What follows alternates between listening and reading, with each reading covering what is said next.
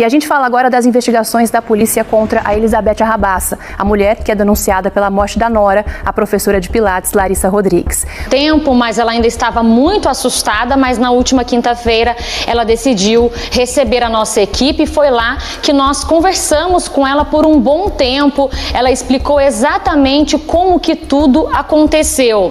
Ela explicou que quando aconteceram esses vários casos envolvendo a Larissa, a Natália, ela começou a achar tudo muito estranho. A idosa tem quase 80 anos, mas ela se lembra exatamente do que aconteceu. Já faz anos que ela teria pego esse remédio das mãos da Elizabeth Arrabaça. Então ela conta, ainda um pouco assustada com tudo que aconteceu, exatamente desse momento. A gente vai mostrar uma primeira entrevista dela, justamente dela falando como que tudo aconteceu. Nós vamos lembrar que ela foi até a polícia para dar um depoimento e nesse depoimento já falava que tudo teria acontecido por conta da venda de um colar. Então ela vai falar exatamente isso e o que aconteceu depois. Vamos ouvi-la. Dia 29 de maio, ela me deixou uma joia, queria que eu comprasse, falando que ela precisava do dinheiro para pagar o inventário do pai dela.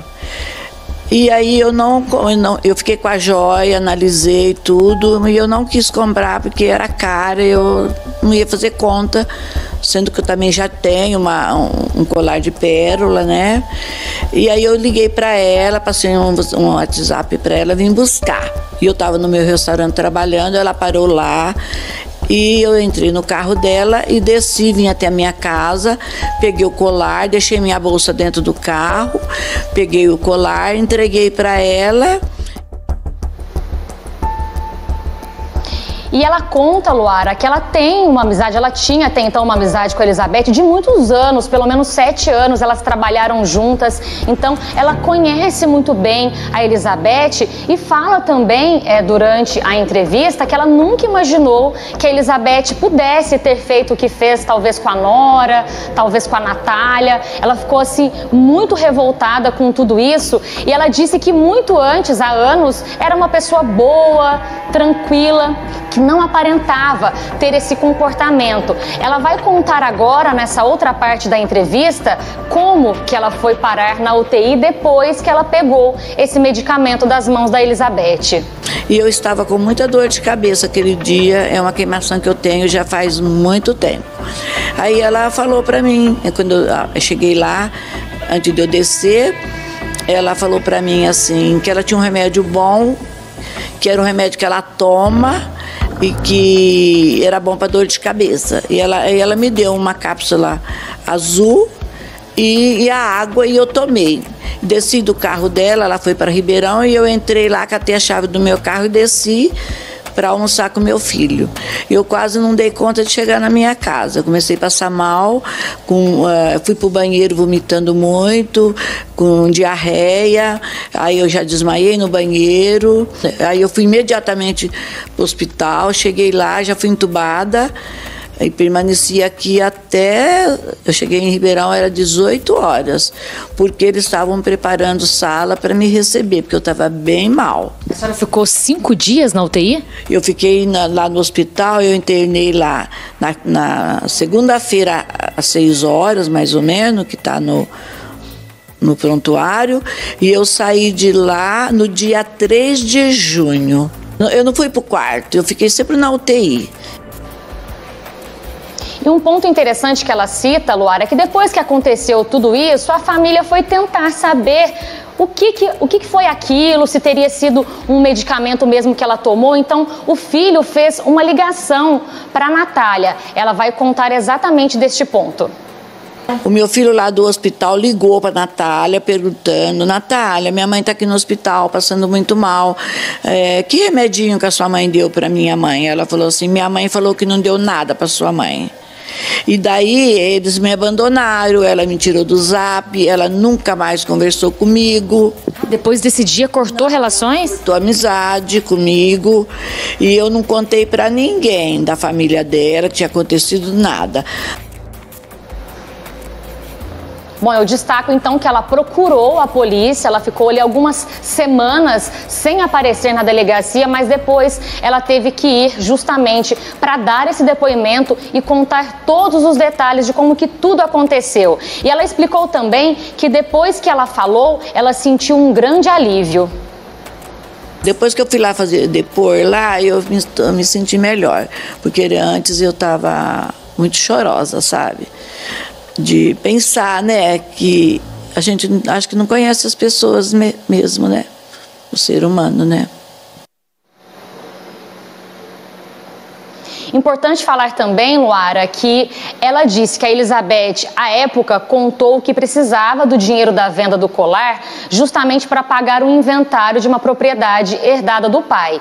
Depois que aconteceu tudo isso, todo esse caso, né, que a Neuza, a vítima, foi parar no hospital, o que houve? Nunca mais se teve contato. Ela conta que ficou ali pelo menos 5 anos sem encontrar a Elizabeth Arrabaça e foi encontrar numa festa junina, numa festa de netos na escola, e ela acabou encontrando a Elizabeth, mas só depois desse tempo, não se teve mais contato nenhum, como eu disse ali, cortou relações mesmo com a vítima. Ela narra todos esses detalhes, com certeza muito assustada com tudo, Luara, porque realmente foi tudo muito rápido. Ela fala que foi de imediato, que ela teria pego esse medicamento e logo depois, então, passou mal. Ela ficou muito triste com tudo que aconteceu, com o caso da Larissa, agora também na Natália, porque a Elizabeth, lembrando, além de ser suspeita no caso da nora, ela também é suspeita no caso da filha, a Natália Garnica. O Luiz também, ele foi denunciado pelo Ministério Público também pela morte da Larissa. Ainda não se tem muitos indícios da participação dele no caso da morte da irmã, da Natália Garnica.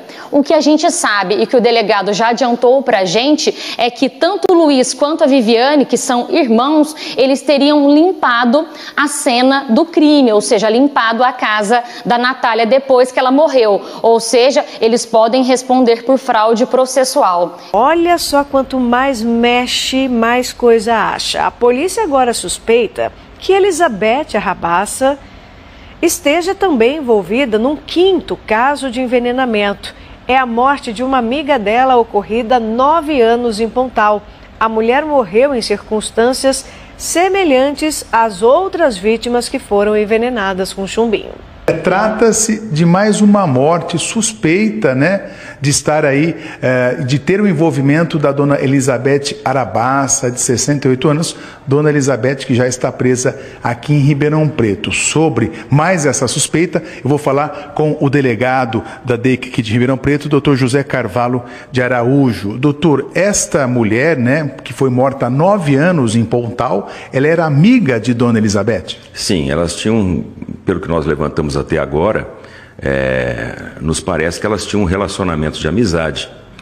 E o caso veio para nós através de um depoimento, uma pessoa que nos disse de que realmente é tudo muito parecido com os casos que aconteceram agora, né, que nós estamos investigando. Então, cabe a nós fazermos essa investigação também e de tentar levantar de todas as formas o que realmente aconteceu.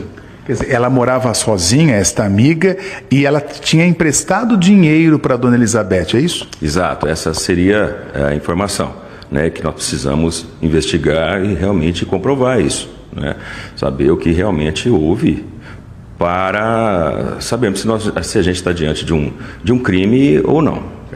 Bom, então temos a Natália, né, filha da dona Elizabeth, que foi morta em fevereiro, depois a Larissa, nora, né, a cachorrinha também, né, que foi feito o exame também para saber se ela foi envenenada, e uma outra mulher também suspeita de ter sido morta por ela. Agora, mais uma pessoa? Sim, pois nós estamos nesse caso da senhora que já faleceu há 9 anos, nós estamos ainda analisando os documentos do IML, né, que fez o primeiro atendimento a ela na época, e para sabermos do médico, principalmente, que fez o exame no serviço de verificação de óbito, se o corpo apresentava de alguma forma alguma coisa que relacione, né, com o veneno, né? Se pode ser que isso aí tenha sido feito, e pelo que nós tivemos contato inicial com o médico que fez esse exame, nos parece que sim, parece que existe essa suspeita. Então nós vamos analisar e vamos, através dos documentos, saber o que aconteceu. Essa mulher lá de Pontal, ela chamava Elide Guide, tinha 80 anos, né? E apesar da morte ter acontecido há 9 anos, é possível pedir exumação do corpo também? Isso nós vamos perguntar à diretoria do IML de Ribeirão Preto, e para sabermos exatamente se existe essa possibilidade. Havendo possibilidade, nós vamos pedir e vamos encaminhar os restos mortais para que sejam analisados no IML de São Paulo. Também foi feito o exame nos restos da cachorrinha, né, que ainda não saiu o resultado. Exatamente. A cachorrinha ainda não saiu o resultado dos exames. Assim que sair, a gente vai divulgar. Bom, doutor, mais uma morte suspeita envolvendo a dona Elizabeth, todo esse caso aí, né? Como é que o senhor vê este caso, o senhor com a experiência que o senhor tem, um caso como esse, de tantas mortes, de envenenamento, dessa situação? O senhor já tinha cuidado de um caso assim? Não, para nós é um caso novo, para a Delegacia de Homicídios aqui de Ribeirão Preto, que faz parte da DEIC, é um caso realmente que torna todo mundo inconformado, né? As pessoas ficam inconformadas, como toda a população está. E é um trabalho diferente, é um trabalho bem complexo, precisa de dedicação, nós temos equipe especializada nisso, então é um trabalho importante também para a nossa delegacia, mas que nós vamos fazer com todo cuidado, né, para que seja bem feito e apresentar à justiça toda a prova que tiver, todas as circunstâncias de cada crime que aconteceram, para que a gente possa fazer o nosso trabalho. Esse que é o importante, a polícia fazer o trabalho dela. É um crime macabro, claro, é uma coisa que realmente a gente fica inconformado. E essa nova investigação dessa nova morte da dona Elide, ele só veio à tona porque os familiares também suspeitaram e por isso procuraram a polícia depois dos casos comprovados. Exato. O mesmo modus operandi que a gente diz, né? Parece que sempre uma pessoa com quem ela tinha relação de amizades, uma pessoa para quem ela devia algum dinheiro, porque ela tinha algum vício em jogos e tal. Então, parece que tem a ver, sim, com as mortes que aconteceram atualmente. Olha, o delegado fala como autoridade, né, policial, mas fala também como ser humano. E a gente acompanha desse mesmo pensamento, dessa monstruosidade que essa mulher tenha cometido com tantas vítimas. Muito satisfeita, muito contente. Quem fala nesse vídeo é Elide Guide, moradora de Pontal, que no ano de 2016 fez campanha para esse ex-político. 2 meses depois das eleições, ela morreu. Ela esteve aqui, né, no supermercado na véspera da morte dela, né? E ela estava bem saudável, conversou com todo mundo, brincou com as operadoras de caixa e no outro dia foi encontrada morta. Elide Guide era solteira, não tinha filhos e morava aqui na rua Guilherme Silva, no centro de Pontal. Segundo conhecidos, tinha uma boa condição financeira. Ela foi encontrada morta em casa e já estaria com rigidez cadavérica. Esse homem a socorreu junto com a polícia militar há 9 anos. Foi preciso invadir a casa para chegar onde a mulher estava caída. Olha, tinha um pequeno sangramento pela boca, porém não havia visivelmente nenhum ferimento, nenhum sinal de agressão. A casa estava arrumada, a porta da cozinha aberta, né? No boletim diz que a ocorrência aconteceu 1h da tarde, mas a comunicação se deu 4 horas depois. Foi registrada como morte natural. Segundo a Polícia Civil, depois das mortes de Larissa Rodrigues e Natália Garnica, várias denúncias surgiram dizendo que Elizabeth poderia ter matado Elide. E um outro depoimento também foi importante para começar a investigação, de Antônio Garnica, ex-marido de Arrabaça, que relatou que ela foi a última a ver a amiga com vida. Prima da Elizabeth, chama Elide Guide, também foi uma morte igual foi da Larissa e da... Quando foi isso? Eu não sei, uns 4 ou 5 anos aí atrás. Aonde isso? Pontal. E ela também devia para Elide. A Elizabeth sempre pegou dinheiro emprestado. E segundo as informações, até um primo meu falou, olha, vê porque quem visitou a Edith por último foi a Beth. No outro dia apareceu. Nós vamos inicialmente analisar os documentos do Serviço de Verificação de Óbito e daí ouvir as pessoas que tiveram de alguma forma envolvimento com essa pessoa, tá? E que teve algum conhecimento a respeito da relação de amizade das duas. No documento que tivemos acesso, consta que Elide morreu com 80 anos, de insuficiência respiratória aguda grave, edema pulmonar bilateral e pneumonite à direita. O registro foi assinado pelo patologista Denis Wellington Moura Ferreira, que supervisionou a autópsia.